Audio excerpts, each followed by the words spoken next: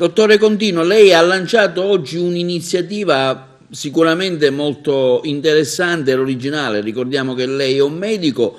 Perché non esami sierologici a tappeto? Ecco, c'è questa iniziativa, ce la spiega gentilmente? Ad oggi non c'è stato un indirizzo del governo ad autorizzare i laboratori sia pubblici che privati ad effettuare esami sierologici. E io ritengo in questo momento importantissimo. Ad oggi si fanno esclusivamente i tamponi faringei, che sono quelle metodiche che permettono di prelevare del muco, del materiale serioso dall'urino faringe, e quindi questi ci permettono di ricercare il virus quanto è presente.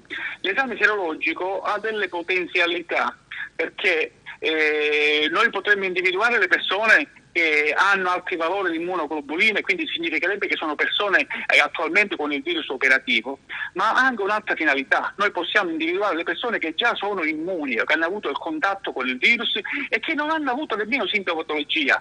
L'importanza di questo esame, di questa ricerca, è quello di avere a disposizione persone che sono operative, quindi noi facciamo il caso che noi estendiamo questo tipo di ricerca negli operatori sanitari, di chi si occupa della distribuzione degli alimenti, chi ha relazione con il pubblico, quindi noi andremo a individuare persone immunizzate e in questo contesto di pericolo, di rischio di infezione abbiamo delle persone che sono immuni, quindi potrebbero prestare i loro servizi.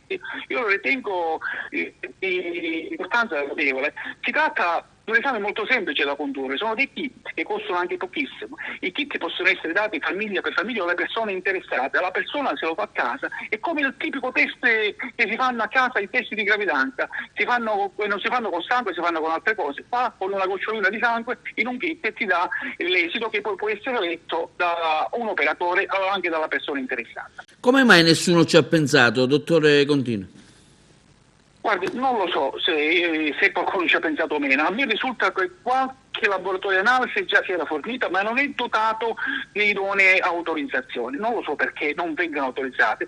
Probabilmente la difficoltà è legata al fatto che i laboratori autorizzati devono essere in condizione di poter ricevere persone che possono risultare anche portatori del virus. Quindi c'è tutta una pratica da seguire, ma considerando che trattandosi i kit il problema verrebbe superato perché potrebbero essere distribuiti casa per casa.